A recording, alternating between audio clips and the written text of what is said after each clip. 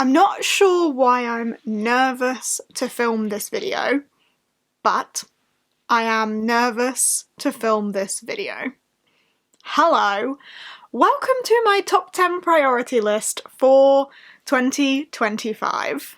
It seems wild to me that that is the list that I am coming at you with today, but it is. At the point of filming this, I am partway through my last priority read for 2024, so I should have finished that by the end of the year, and I am hopeful that the priority list for 2025 will actually go better, because the 2024 has been a struggle to get through them. But I have written out my list. Some of them I own, some of them I do not yet own, some of them are to be released yet, but will be released in 2025.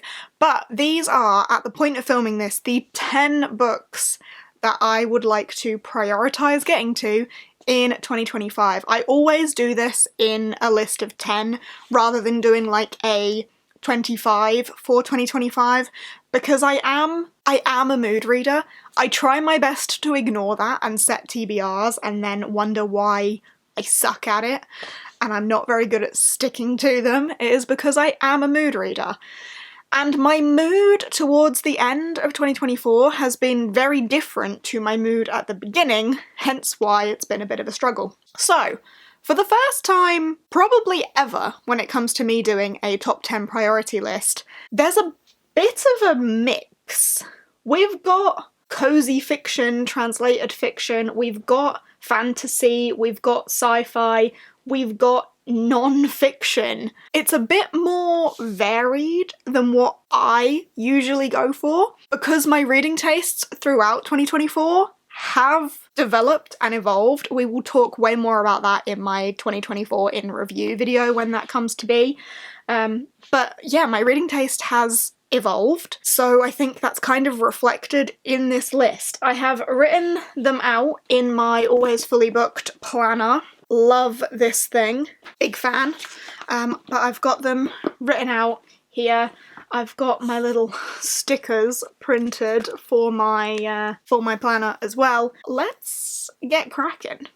Okay, why am I nervous? Alright, book number 1 on my list is The Rainfall Market. Da-da-da! I don't own this one yet. And off the top of my head, I don't know who this is by either. Yu Yong-gwang. Korean bestseller. It is a translated healing fiction, which I have been loving so much of towards the end of this year, and I'm hoping to carry that love into next year as well.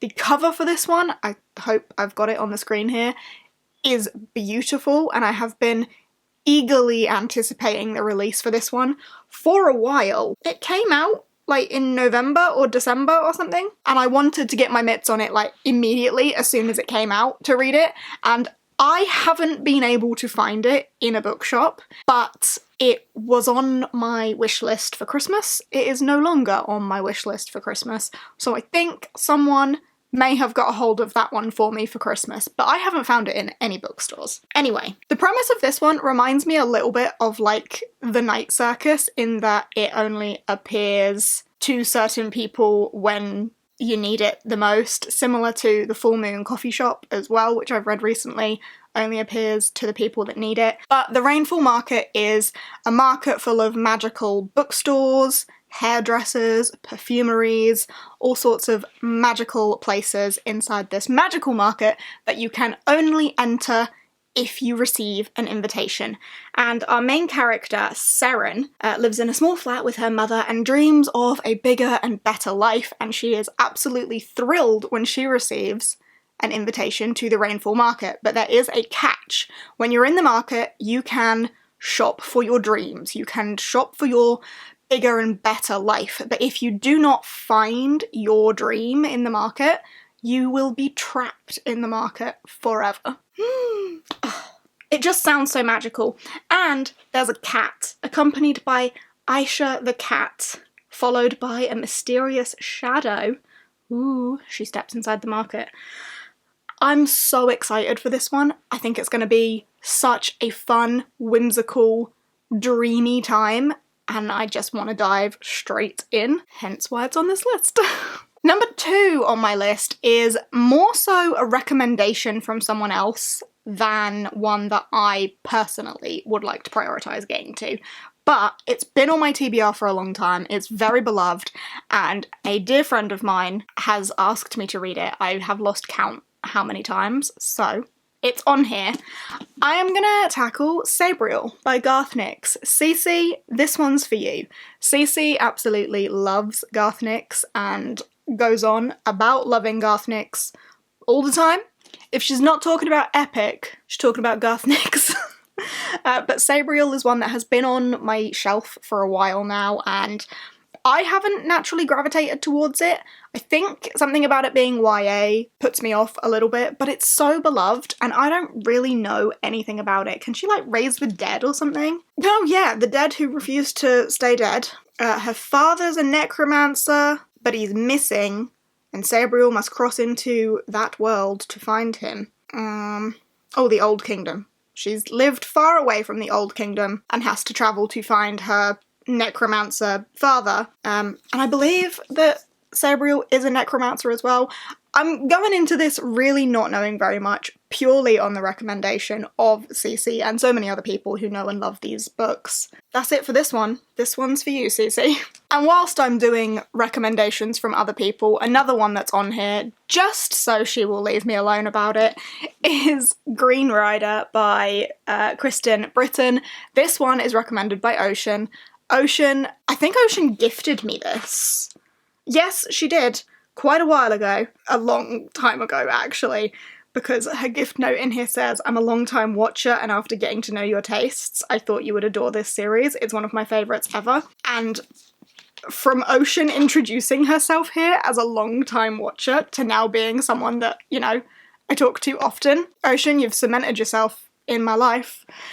And in this video as well now, because it's about time I get to your favourite book. So, this one's for Ocean. I don't know anything about it. Literally nothing. Carrigan is always getting into a fight, and today was no exception. So Carrigan, our main character, has got into a fight and she's trudging home to contemplate her depressing future. Okay. A horse burst through the woodland and charged straight for her. The rider was slumped over the mount's neck with 2 arrows embedded in his back. There's nothing Carrigan can do. He had sworn to carry out his mission as a Green Rider, one of the legendary royal messengers, and he carries a life or death message for the king. Carrigan may be unable to save him, but she can swear to complete his final quest. But there is more. With his dying breath, he warns her to beware of the Shadow Man. I had no idea what this was about prior to putting it on this list, and now my intrigue is piqued. And also, knowing that Ocean adores it, yeah, there we go. That's what's going on with this one. Next on my list, one that I've decided to put here, is Butter. This has been everywhere lately. This is, I think, Waterstone's Book of the Year for 2024, so it has been absolutely everywhere. There's a new fancy gold edition, which is beautiful, but I just have the regular paperback, although the blood is foiled. But this has been so highly reviewed. As I say, Waterstone's Book of the Year 2024, I've seen it everywhere and my interest has been piqued. This is translated fiction. I normally go for the cozy translated fiction, not the possible serial killer translated fiction, and I believe this is based on a real story? Yes! Inspired by the real case of the con woman known as the Konkatsu Killer. Basically, a gourmet chef has been imprisoned because they think she's a serial killer, but she refuses to speak to anyone. She's seduced her victims with delicious home cooking. The case captured the nation's imagination, but she refuses to speak to anybody. That is until the journalist, Rika Machida, writes a letter asking for a recipe for some beef stew. And then I think they connect over cooking. The visits unfold between the journalist and the murderer. They seem closer to a masterclass in food than journalistic research. Ooh, with each meal she eats, something is awakening in her body. Might she and Kaji have more in common than she once thought? So it seems the killer and the journalist who's trying to, like, crack her hard exterior bond and get a little bit closer over cooking and food, and our journalist realises she's got more in common with the killer. I'm intrigued by this one. I've heard that it's kind of slow going, but it has also got absolutely fantastic reviews. It's been everywhere. Book of the year.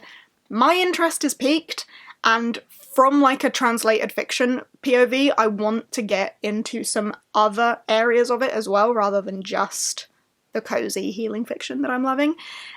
So I'm very intrigued by this, and it's been on my mind, so it's going on the list. The next book on my list is maybe more in line with what you would expect to see from me, and that is The Lies of L Lamora by Scott Lynch. These books, I have the beautiful broken binding editions of these, so I need to love them.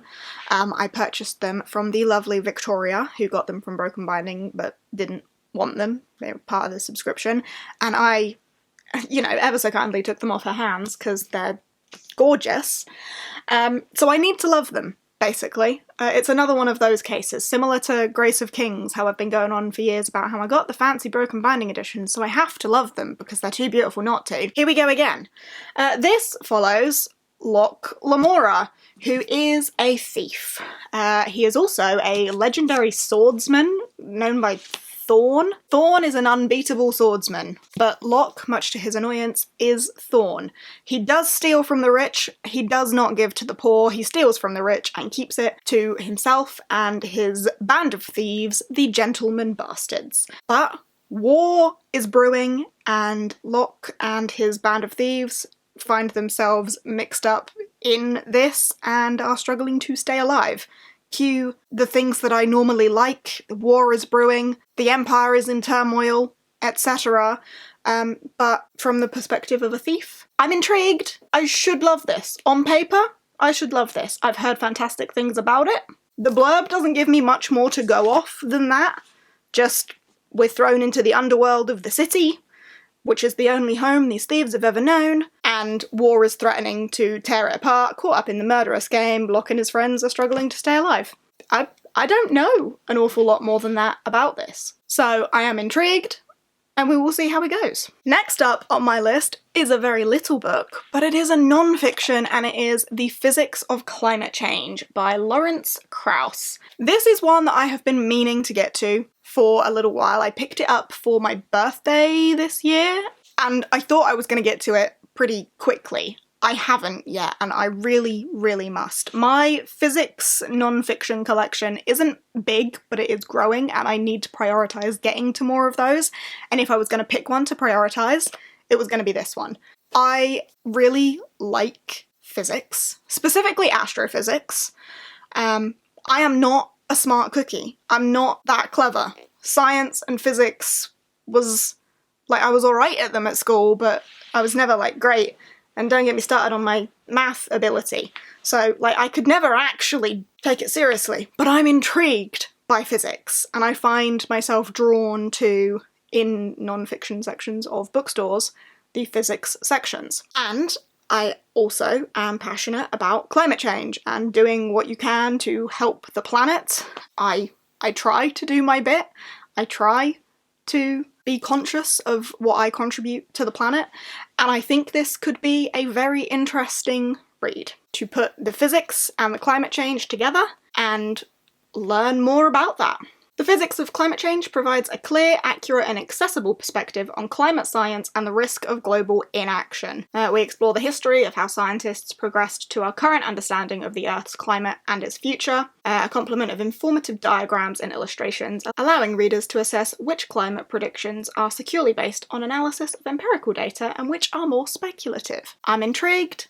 I think this could be a good, impactful read. So, a non-fiction going on the list. Following on from that, we have Bury Our Bones in the Midnight Soil by V.E. Schwab. I am a big fan of V.E. Schwab. I have read almost all of her books. In fact, the only books of hers I haven't read are her Everyday Angel series. I love Victoria Schwab. I love most things that she puts out, and Bury Our Bones in the Midnight Soil is her most recent release.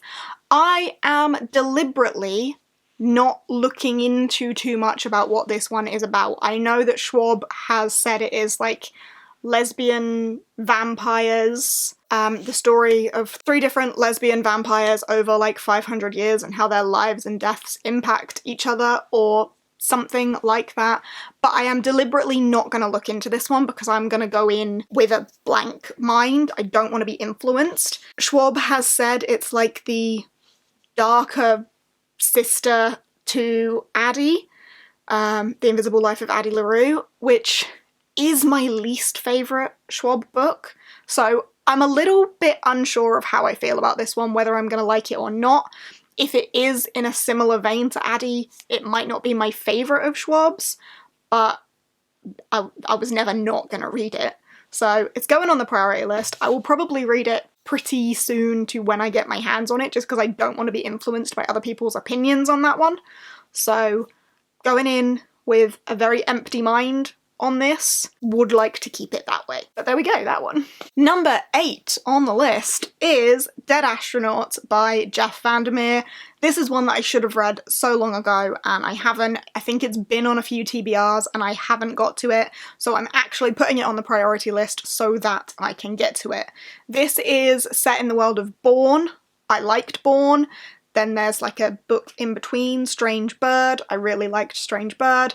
I like Jeff Vandermeer's writing. I've liked everything that I have read from him, so I have high hopes for this. It's like speculative sci-fi thriller. There is the company that has kind of taken over the world. We're in this almost like post-apocalyptic sort of world.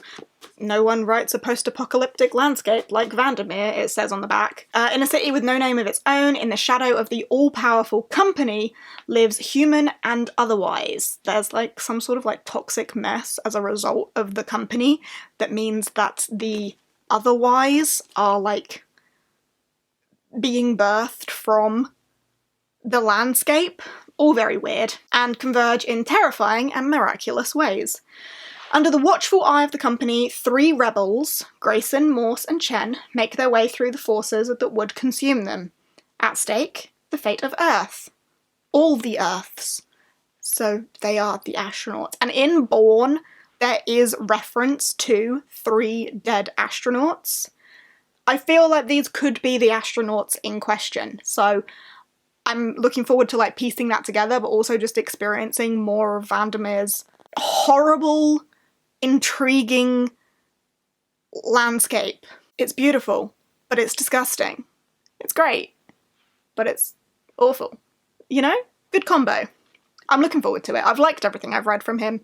This should be no exception. I will get to it. Number 9 on my list is Watermoon by Samantha Soto. This is again a translated healing fiction sort of vibe and has a similar sort of vibe to the Rainfall Market. There is a pawn shop. Would you rewrite your destiny if it meant losing a piece of your past? There is a pawn shop, but not everyone can find it. Most people will see a cozy ramen restaurant, and the chosen ones, the ones who are lost, will find the pawn shop, a place to pawn their life choices and deepest regrets. So again, it's one of those things where it will only show to the people that need it most, similar to Full Moon Coffee Shop, Rainfall Market, Night Circus-y sort of vibes. I love that. Is that a trope? However, this one is a little bit different because instead of following the people that find the pawn shop and pawn their choices, we're actually following the new owner of the pawn shop. But when she awakes on her first morning of owning the pawn shop, she finds it ransacked and her father missing. There are precious acquisitions that have been taken, it is a mess, and her father is gone. And then in comes a stranger, but rather than the usual strangers that come to ask for help, this stranger is offering help. And what's her name? Hannah? Hannah then journeys with this stranger to a magical, mystical world to find her father and the stolen choices through rain puddles, hitching rides on paper cranes, across the bridge between midnight and morning, and through a night market in the clouds. That sounds beautiful. But as they get closer to the truth, Hannah must reveal a secret of her own and make a decision that she will never be able to take back, never be able to pawn away to the shop. This just sounds beautiful and so magical and mystical. Again, I just can't wait to get my mitts on this one. This one is actually released in January, so don't have it yet, but I have pre-ordered it. It will be coming to me, and I can't wait to dive in. And then finally, I'm ending on another one that is a bit more like the typical me reading taste of The Age of Assassins by R.J. Barker. I have read something from R.J. Barker before, and it did not go well. The Bone Ships? Was it that one? It might have been that one. But I think this is R.J. Barker's earlier series, so I'm intrigued. And it's The Age of Assassins. To catch an assassin, use an assassin. It's a game of assassin versus assassin. Girton is apprentice to the land's best assassin, but still has much to learn. But his latest mission tasks Girton with a far more difficult challenge: to save a life. Someone is trying to kill the heir to the throne, and it's up to Girton and his master to uncover the traitor. In a kingdom on the brink of civil war, and a castle thick with lies, Girton will find enemies he never expected, friends he never wanted, and a conspiracy that could destroy an entire land. Very much my typical cup of tea. Empire on the brink of war, someone's trying to kill the heir to the throne, which like equates to death of an emperor or a king. Civil war at risk. The empire is going to be in turmoil. It is very formulaic for the things that I typically really enjoy. So I'm hoping my regular reading mood comes back to me, because this sounds very much like my cup of tea. But as I say, I have read something from R.J. Barker before and did not enjoy the writing very much. So I'm also a little bit apprehensive about this one, but I'm adding it to this list on the premise that I own the whole trilogy, and it would be a good idea to read the first one to decide if R.J. Barker, maybe as a whole, isn't for me, or if it was just a miss with his other series, and maybe I could enjoy this one a bit more. I'm not precious necessarily with whether I like DNF this one or complete it or not, but it's on here because it's been on my TBR for such a long time. I need to make some sort of progress, whether that is in reading it and deciding it's not for me and unhauling the trilogy, or reading it and loving it. Time will tell on that one, but it sounds like it could be something I would really enjoy if I'm in my usual reading mood, so there we go. Ending on a more classic Jade choice. And there we go. There are my top 10 priority reads for 2025. A bit of a more mixed bag from me, but I'm excited. Looking at the list all written out here, I'm hopeful that I can get this done. And then I've got them all like printed, ready to stick in my journal. But there we go. I am excited about my choices, and hopefully it will go better and I'll be able to just more rapidly get through them. Hopefully the mix will keep it more interesting for me. With the 2024 list, I have ended up having to squeeze 2 of the books into December. I don't really want to have to do that. I would like to be able to get through them a bit quicker. But yeah, there's my top 10 priority. If you've read any of these and want to share your thoughts and feelings on them, please feel free to do so down below. And also, if you had to prioritise one book for 2025, one that you absolutely must read, let me know what that is down below as well. Thanks for hanging out with me and chatting about these books for a little bit. Hope you have enjoyed. Hopefully I get through them. Fingers crossed you get through your priority reads as well. And I will see you in whatever comes next. Bye! Also, side note, Finn has been behind me on this chair the entire time. Just chilling. He's not going anywhere. I've literally been just perched. Just perched with him. There. Oh, so helpful.